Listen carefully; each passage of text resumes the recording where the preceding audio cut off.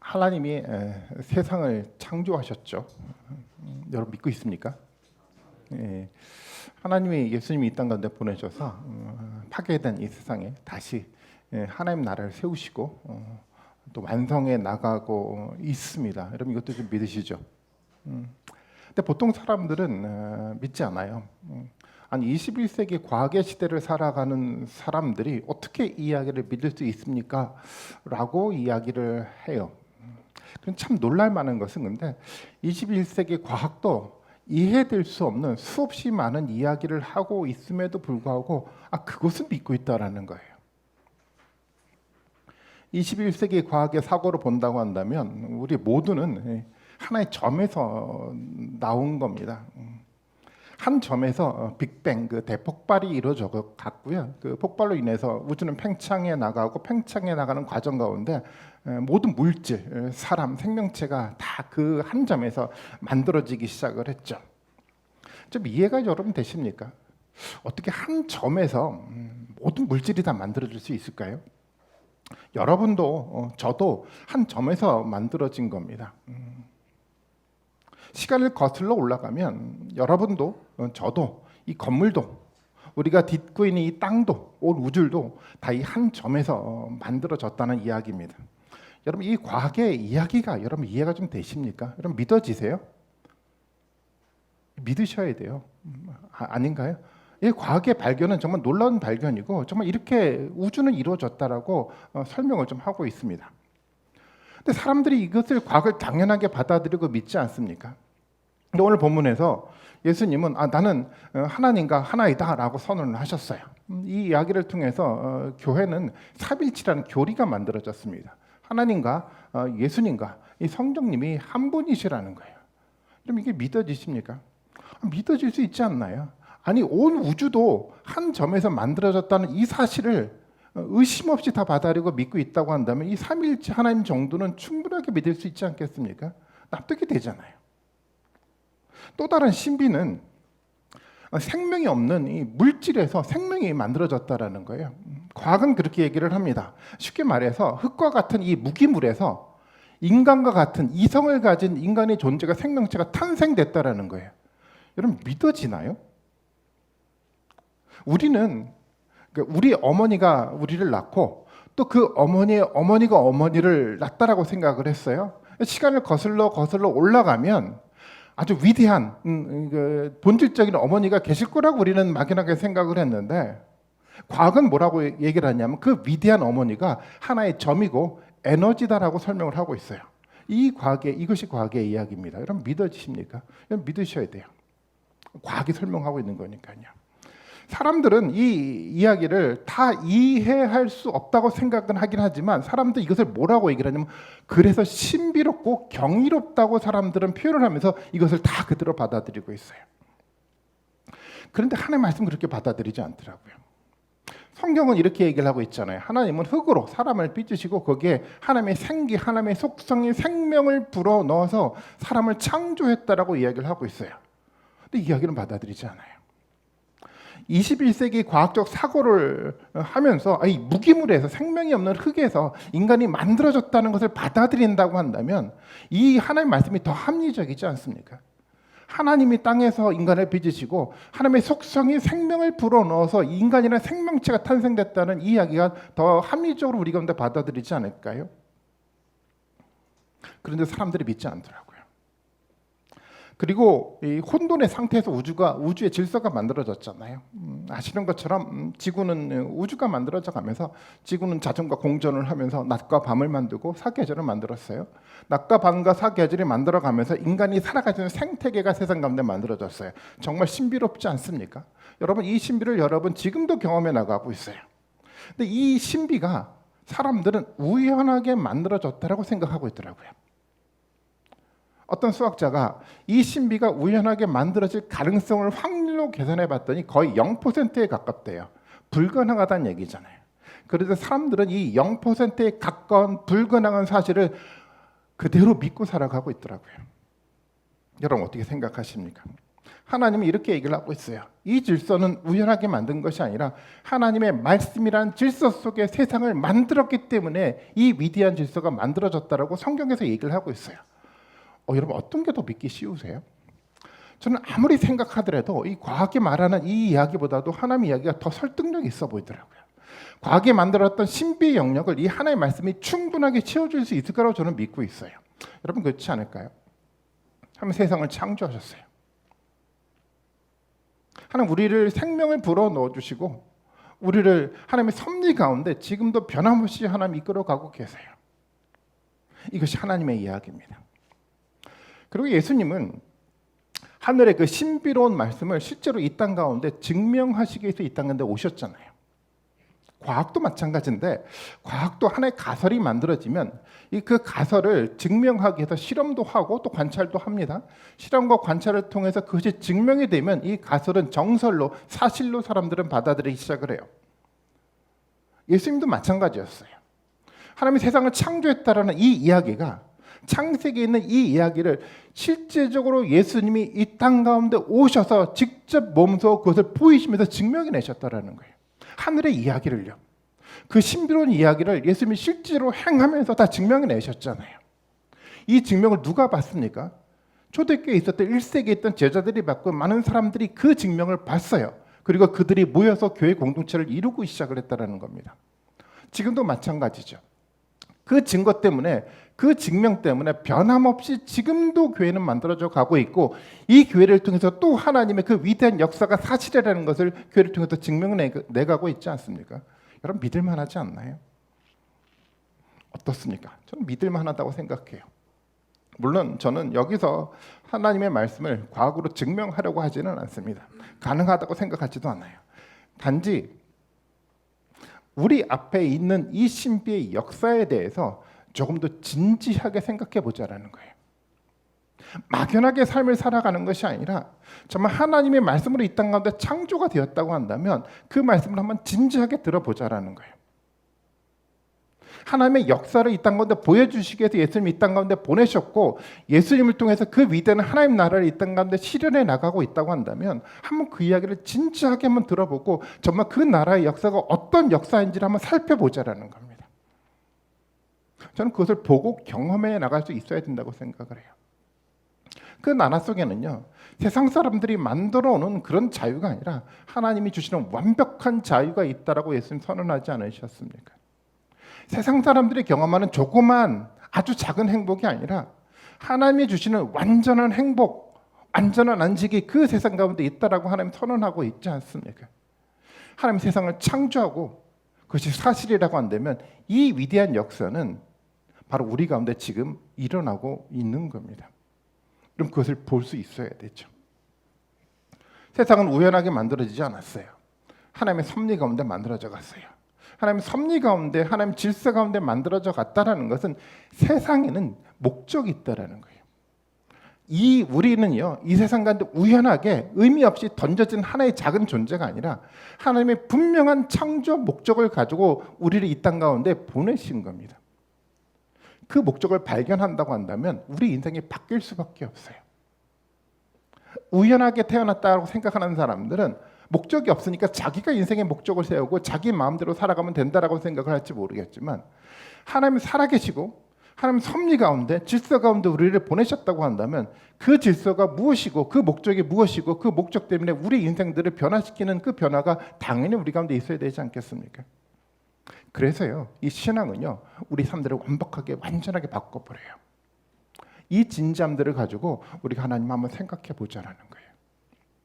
막연하게 나는 열심히 교회 다니니까 나는 언젠가 천국에 갈 수 있어라는 이 막연함을 가지고 신앙생활을 해나가는 것이 아니라 구체적으로 그 위대한 하나님 나라가 어떻게 예수님을 통해서 이 땅 가운데 실현돼 가고 있는지를 실질적으로 보고 경험해 나가면서 하나님의 약속한 그 완벽한 자유, 완벽한 안식, 완벽한 행복을 실제로 소망하며 우리가 살아가 보자라는 겁니다. 그런 삶의 태도가 우리 가운데 있어야 되지 않을까요? 사실 우리에게 이 세상에서 남겨진 시간이 그렇게 길지는 않습니다. 저도 이렇게 시간이 지나가고 나이가 돼가면서 그것이 느껴지더라고요. 길지 않구나. 많이 남아있지 않구나. 길지 않고 얼마 남지 않은 이 시간 안에 정말 여호와 하나님을 깊이 있게 발견하는 그 은혜가 우리 가운데 정말 있었으면 좋겠어요. 전도자는 그래서 전도서에서 이런 얘기를 합니다. 전도서 12장 1절과 2절 말씀인데 이렇게 표현하고 있습니다. 젊을 때 너희 창조주를 기억하라라고 얘기를 하고 있어요. 고생스러운 날이 오고 사는 것이 즐겁지 않다고 할 나이가 되기 전에, 해와 빛과 달과 별들이 어두워지기 전에, 먹구름이 곧 비를 몰고 오기 전에 그렇게 하여라라고 얘기를 하고 있어요. 삶이 고단해지기 전에, 희망을 잃고 혼돈에 빠지기 전에 여호와 하나님을 기억하고 하나님을 통해 참된 섭리와 목적을 발견하고 의미 있는 인생들을 조금이라도 일찍 살아보라라고 전도자는 얘기를 좀 해나가고 있어요. 이 전도자 이야기를 통해서 하나님 우리에게 하시는 말씀이라고 생각합니다. 조금이라도 시간 있을 때, 조금이라도 젊었을 때 우리가 여호와 하나님을 기억하길 좀 바랍니다. 여호와 하나님 우리를 향해서 어떤 역사를 만들어 가고 있는지를 알 수 있는 놀라운 축복의 은혜가 정말 우리 가운데 있기를 바라고 있습니다. 오늘 본문에 보면 예수님 말씀을 전하고 표정을 보여주셨는데, 사람들이 이 이야기를 듣고 예수님의 모습을 보고 분열이 되기 시작했다고 얘기를 하고 있어요. 분열이 됐어요. 예수님 이야기를 하니까 어떤 사람들을 믿었어요. 또 어떤 사람 믿지 않고 거부했어요. 예수님의 말도 되지 않아요. 그 이야기를 우리가 어떻게 받아들입니까? 라고 예수님의 말씀을 거부했어요. 사실 이것은 오늘날 상황과 다르지 않죠. 예수님의 이야기가 우리 가운데 증거되고 예수님의 역사가 우리 가운데 증거된다고 한다면 사람들이 이렇게 반응하기 시작을 하죠. 믿는 사람들이 있고 예수님을 거부하는 사람들이 지금 있어요. 그런데 거부하는 사람은 교회 바깥에 있는 사람만 거부하지 않더라고요. 교회 안에서도, 교회를 다니면서도 예수님의 말씀을 거부하기도 해요. 예수님 하나님의 아들이라는 겁니다. 하나님 나라를 실현하기 위해서 이 땅 가운데 오셨다라는 거예요. 근데 그 말씀을 받아들이지 않아요. 받아들이지 않는 사람에게 제가 예전에 대화를 하다가 이렇게 물어봤어요. 그럼 왜 교회를 다니니? 라고 제가 물어봤더니 이렇게 대답을 하더라고요. 내가 그것을 하나도 받아들이지 않지만 내가 신앙생활을 하는 이유는 이 세상에서 좀 잘 살기 위해서 나는 신앙생활을 하는 거야 라고 대답을 하더라고요. 하나님 나라가 이 땅 가운데 이루어진다는 그 소망이 우리 가운데 잊지 않고 만들어져가는 신앙은 없어요. 신앙생활이 아닌 거잖아요. 참 신앙생활은요, 하나님의 말씀이 지금 우리 가운데 실현돼 가고 있다라는 것을 믿고 그것을 소망하며 살아가는 것이 신앙생활의 참된 목적이고 방향이라는 겁니다. 그런데 유대인들이 그랬어요. 유대 공동체 사람들은요, 평생 하나님을 나는 하나님 믿고 있었던 사람들이야 라고 생각하고 살아갔던 사람이죠. 성전에서 제사를 드리고 예배를 드리면서 하나님 때문에 살아갔던 사람들이 유대인들이었어요. 그런데 그들이 하나님 믿고 있다라고 생각할지 모르겠지만 예수님의 평가에 그들은 하나님을 믿고 있지 않았다라고 예수님이 선언을 하고 있어요. 믿고 있지 않았대요. 아마 그들도 스스로는 그렇게 생각했을 거예요. 우리는 하나님 믿고 있는데요. 근데 예수님 평가는 달라요. 너희가 하나님을 믿고 있지 않다라는 거예요. 왜 믿고 있지 않다라고 얘기를 합니까? 예수님은 하나님을 보내셨잖아요. 말씀 그대로 오셨어요. 하늘의 말씀들을 실현하기 위해서 이 땅 가운데 오셨어요. 그런데 유대 사람들은 그 예수님의 그 이야기를 믿지 않았어요. 그 이야기는 어떤 이야기입니까? 그 예수님을 믿지 않았다라는 것은 그 예수님 보내신 하나님을 믿지 않았다라는 증거라는 거예요. 그들은 나는 하나님을 믿었어요, 나는 하나님을 예배했어요 라고 얘기할지 모르겠지만 절대적인 예수님의 기준 속에서 그들은 하나님을 믿지 않았어요. 착각 속에 살아갔죠. 왜 이런 거짓된 삶들을 유대 공동체가 살아갔습니까? 왜냐하면 그들의 관심은 온통 이 땅, 이 세상에 있었기 때문에 그래요. 하늘에 관심을 두지 않았어요. 물론 그들도 하늘을 믿었어요. 하나님이 하늘에 계신다는 것을 믿었는데 중요한 것은 하늘은 하늘이고 땅은 땅인 거예요. 두 개가 분리가 됐어요. 그들의 삶들은 이 땅 속에 있는 어떤 문제만 고민하고 그 땅 속에 있는 문제만 가지고 살아갔기 때문에 그들은 예수 그리스도를 발견하지 못했다라는 겁니다. 정확하게 말한다고 한다면 하늘의 나라요, 하나님의 뜻이 이 땅 가운데 실제적으로 이루어져 가고 있다는 사실을 그들은 믿지 못했기 때문에 하나님 믿지 않았던 것을. 하늘의 세상이 그대로 이 땅 가운데 실현됩니다. 주기도문에서도 우리는 끊임없이 반복해서 주기도문을 통해서 기도하지 않습니까? 하늘의 뜻이 이 땅에 이루어지다라고 기도하고 있어요. 이것이 기독교의 핵심인 겁니다. 하늘의 이야기가 하늘의 이야기로만 끝나는 것이 아니라 그 이야기가 이 땅 가운데 실제로 이루어져 가고 있다는 거예요. 예수님이 그 땅에 있는 이야기를 이 땅 가운데 실현해 나가기 위해서 이 땅 가운데 오셨다는 거예요. 하늘과 땅이 하나로 통합되지 않는다고 한다면 우리는 예수님을 믿을 수가 없는 겁니다. 근데 유대 공동체가 그랬어요. 하늘은 하늘이고 땅은 땅인 거예요. 그들의 관심은 하늘에 두지 않았어요. 오직 이 땅에 두고 살아갔던 사람들이었습니다. 오늘 본문 22절과 23절 말씀 봐볼까요? 한번 읽어보겠습니다. 같이 읽습니다. 시작.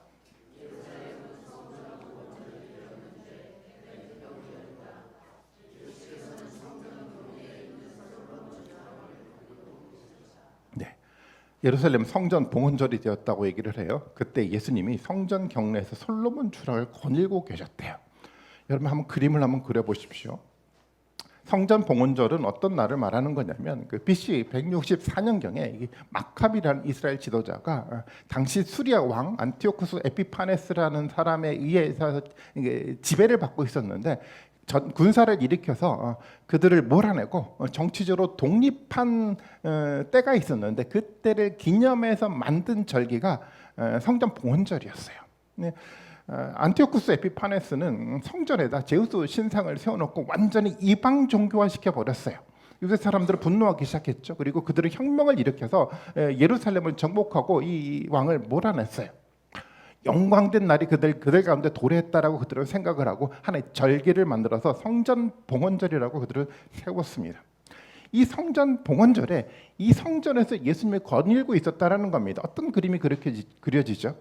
사람들은 예수님을 보면서 그 절기를 만들었던 그 시대를 떠올리지 않았겠습니까?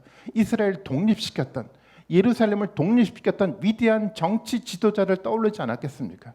예수님을 보면서 그래서 그들은 흥분했을 거예요. 저 예수님이 우리를 로마로부터 독립시켜줄 정치 지도자가 아닐까라는 기대 속에서 그들은 흥분하기 시작을 했어요. 그런데 혼돈스럽기도 했어요. 왜냐하면 그 정치 지도자 같은 그 예수님이 이상한 얘기만 했거든요.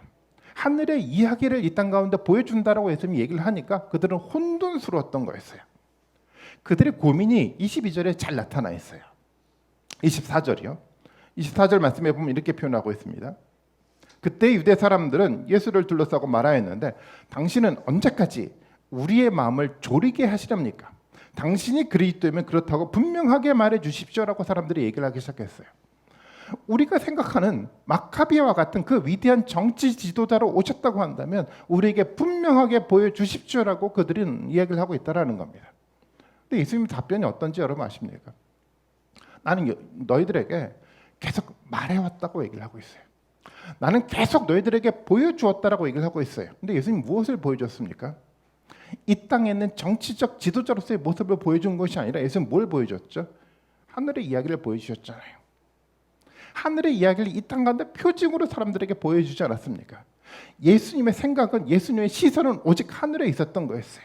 하늘의 이야기를 끊임없이 얘기를 하고 있는데도 불구하고 이 사람들의 관심은 오직 이 땅의 문제만 관심을 두다 보니까 예수님이 어떤 말을 하더라도 알아듣지 못했던 거였어요.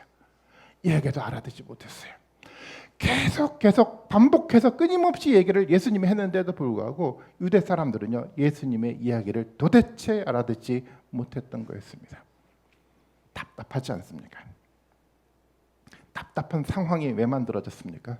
예수님과 사람들 사이에 보는 시선이 달랐기 때문에 이 답답한 상황이 만들어졌어요. 시선이 다르면요 관심사가 달라요.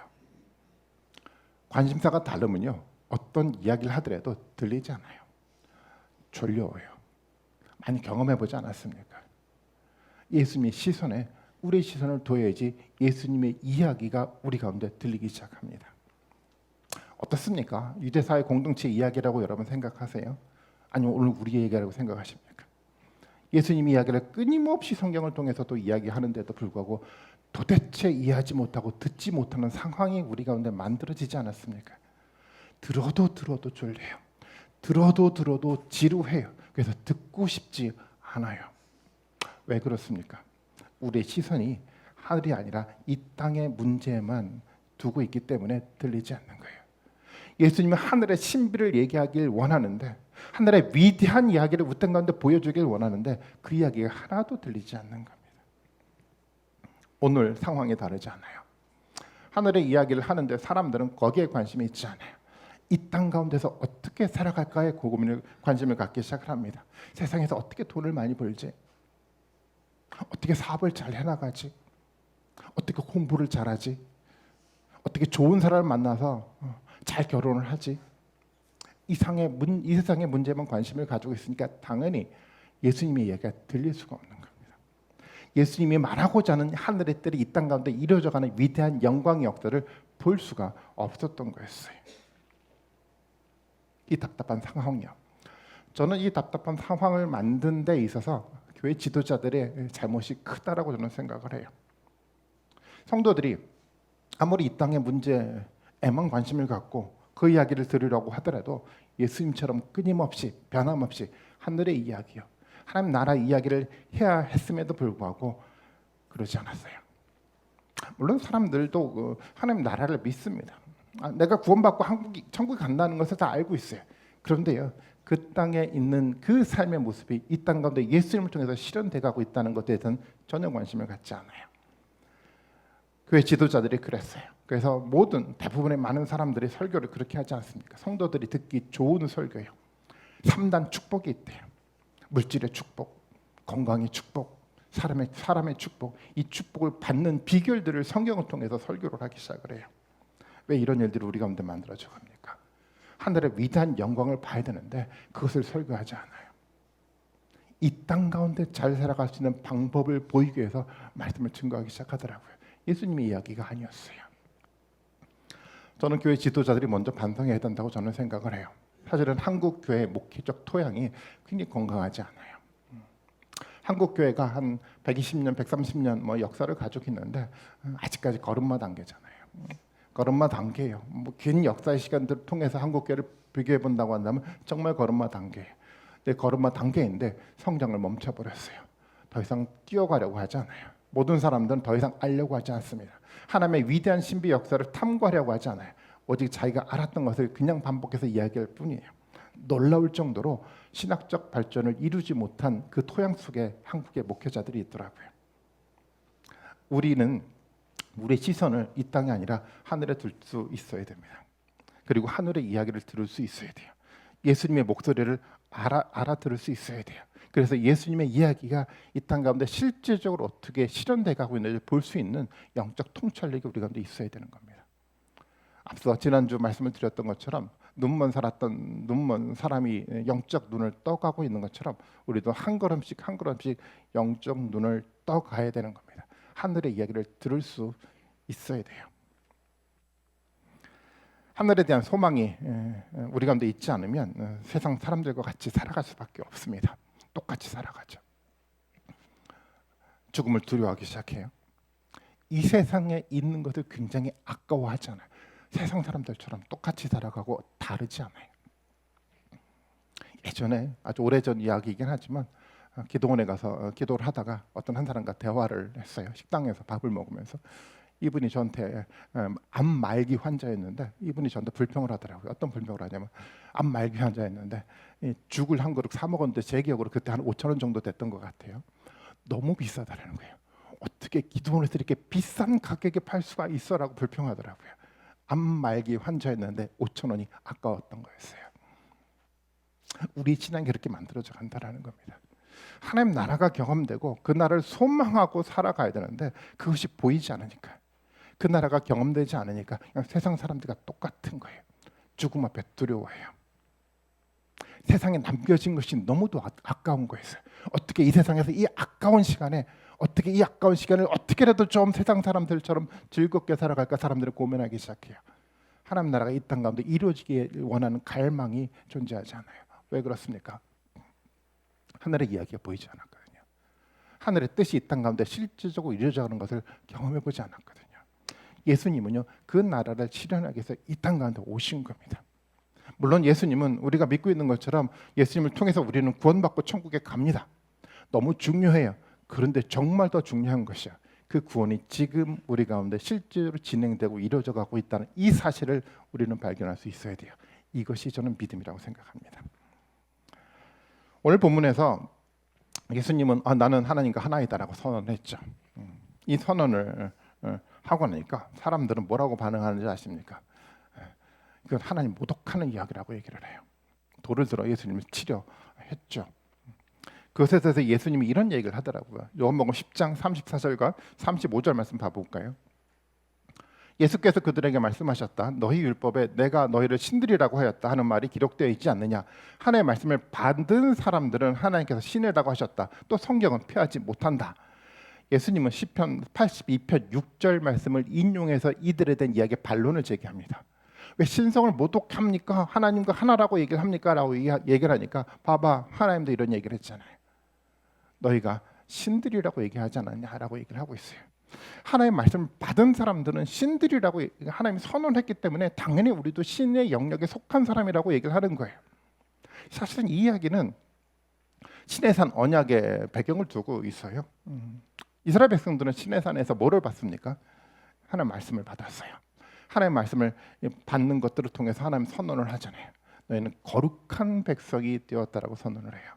거룩한 백성은 이 땅 가운데 있는 어떤 백성을 말하는 것이 아니라 이 땅 가운데 비교가 되지 않는 하늘에 속한 백성이라고 선언하는 거예요. 하나님의 말씀이 우리 가운데 임하고 하나님의 말씀이 우리 가운데 소유됨을 통해서 우리는 어떤 백성이 되는 거냐면 이 세상의 백성이 아니라 하늘에 속한 하나님의 거룩한 백성이 되는 겁니다. 하나님의 속성에 동참할 수 있는 신비의 영역에 동참할 수 있는 신적 속성을 가지고 있는 사람으로 우리는 되어지는 겁니다. 이것이 예수님의 선언이었고 하나님의 선언이었고 성경의 이야기였습니다. 하나님의 거룩한 신적 속성을 가진 사람으로 우리는 살아갈 수 있어요. 가능합니다. 뭐 때문에 가능합니까? 그 하늘의 이야기가 우리 가운데 들려졌기 때문에, 그 하늘의 이야기를 우리가 소유하고 있기 때문에, 그 하늘의 이야기가 실제로 우리 삶 가운데 구체적으로 이루어져가고 실현돼가고 있다는 것을 우리가 목도하고 있기 때문에 우리는 신적 속성을 가진 사람이 될 수 있는 겁니다. 여러분, 그것이 믿어집니까? 세계 사람들은 과학은 믿어지지 않으니까 뭐라고 표현하는지 아십니까? 신비롭다라고 표현을 해요. 경이롭다라고 표현을 해요. 여러분, 예수님 이야기 믿어지지 않습니까? 왜 그런지 아세요? 신비로운 얘기니까, 경이로운 위대한 얘기니까 쉽게 믿어지지 않아요. 그런데 이것이 예수님이 이 땅 가운데 오셔서 보여주었던 확증적인 이야기라는 거죠. 사람들은 진적 속성을 가졌어요. 그런데 사람들은 사실은 다 실패했어요. 시편 82편 6절 7절에 계속해서 이런 이야기를 해나가고 있는데 예수님이 인용했던 말씀이요.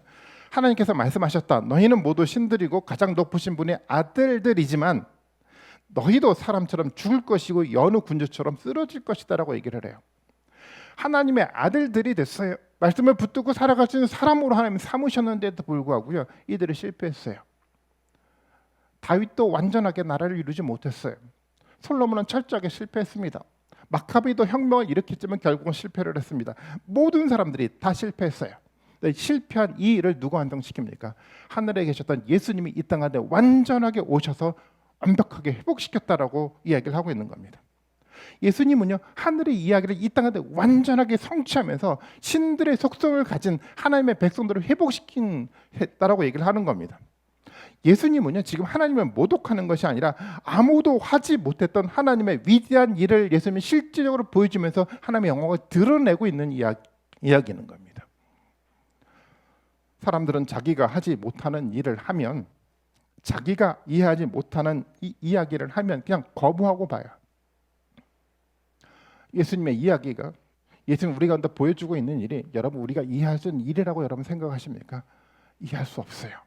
완벽한 하나님 나라를 성취했던 이 위대한 이야기는요, 우리한테 경이롭게 보여질 수밖에 없어요. 그리고 그 성취를 통해서 우리는 그 예수님을 찬양할 수밖에 없습니다. 왜요? 우리가 이해하지 못했던 위대한 이야기가 예수님을 통해서 실질적으로 이 땅 가운데 이루어져 가고 있거든요.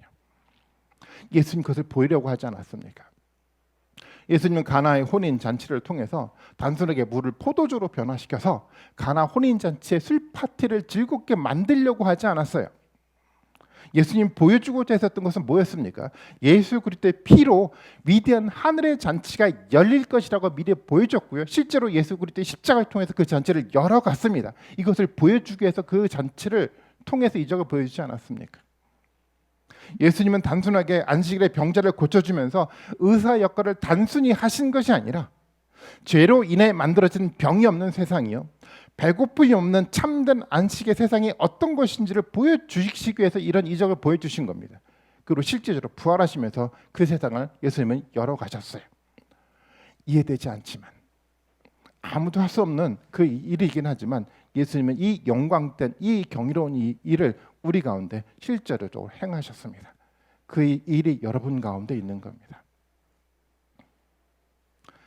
축복은요, 이 땅 가운데 살아가면서 단순하게 잘 살아가는 것을 말하지 않아요. 축복은요, 단순하게 포도주를 마시는 거나 병고침을 받는 것을 말하지 않아요. 축복은요, 하늘의 삶을 이 땅 가운데 맛보고 살아가는 것을 말해요. 그런 영적 축복을 경험하시는 여러분들이 되셨으면 좋겠습니다. 예수님은 이 땅에 일을 하고 계시지 않아요. 예수님은 하나님의 일을 하고 계십니다. 하늘의 일을 하고 계신다라는 겁니다. 그래서 우리는 이 땅의 일이 아니라 하늘의 일을 볼 줄 알아야 돼요. 그래야지 믿음이 생겨나는 겁니다. 이 땅 가운데 있는 어떤 능력을 발견하는 것이 아니라 하늘의 위대한 일이 이 땅 가운데 이루어져 가고 있는 그 신비한 역사를 볼 줄 아는 통찰력이 있어야지 우리는 비로소 예수님을 믿을 수 있고 그 예수님을 통해서 하나님을 믿게 되는 거죠. 요한복음 10장 37절과 38절에 보면 이렇게 표현하고 있어요. 내가 내 아버지의 일을 하지 아니하거든 나를 믿지 말라라는 거예요.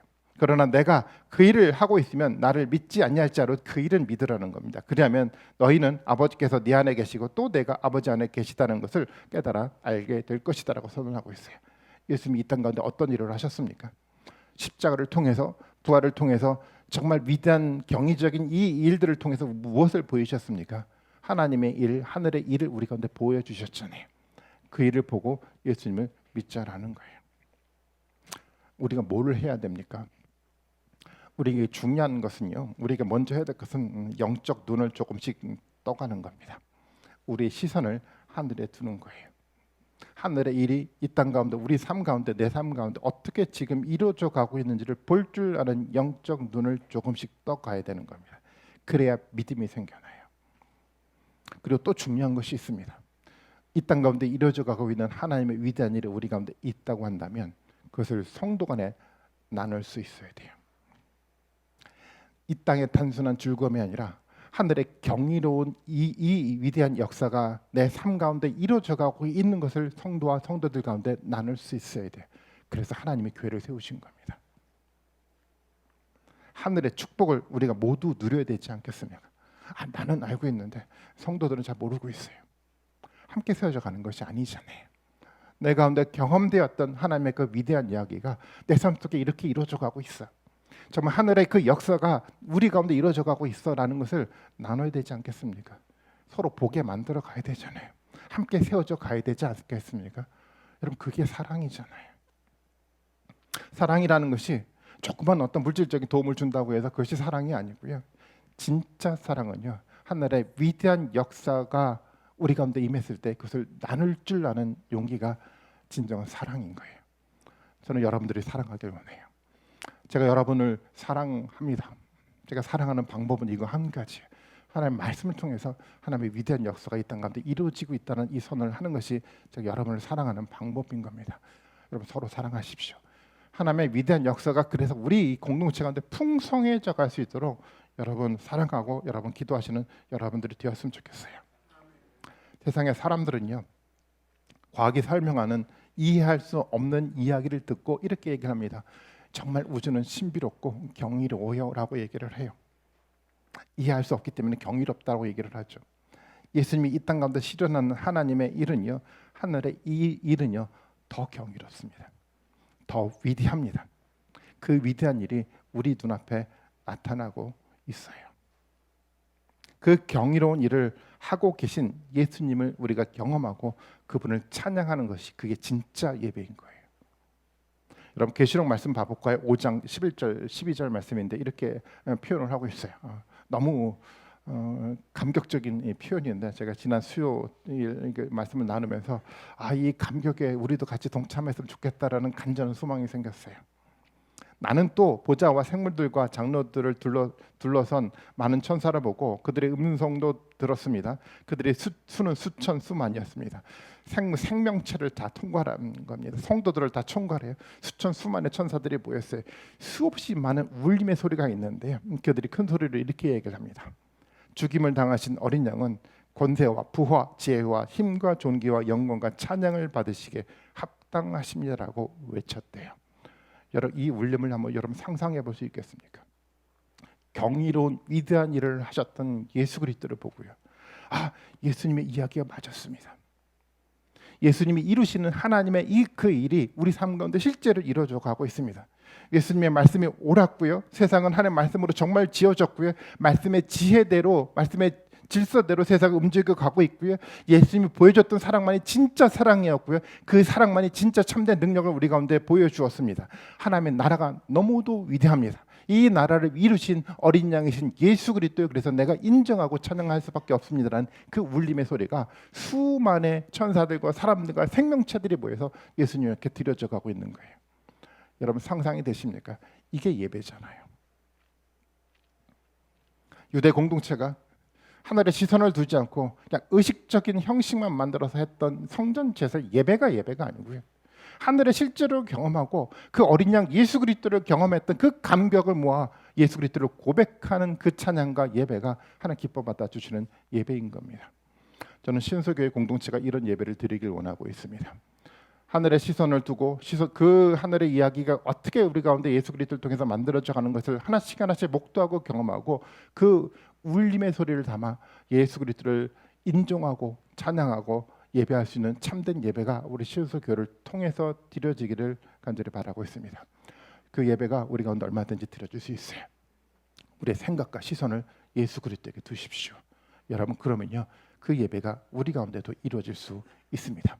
신소교회 공동체를 통해서 얼마든지 실현해 나갈 수 있을 거라 저는 믿습니다. 우리가 함께 기도하며 이것을 모아간다고 한다면 정말 하나님이 기뻐하시는 위대한 예배 공동체, 하나님 기뻐하시는 위대한 하나님이 기뻐하시는 그 교회가 우리 가운데 세워질 것이라 믿습니다.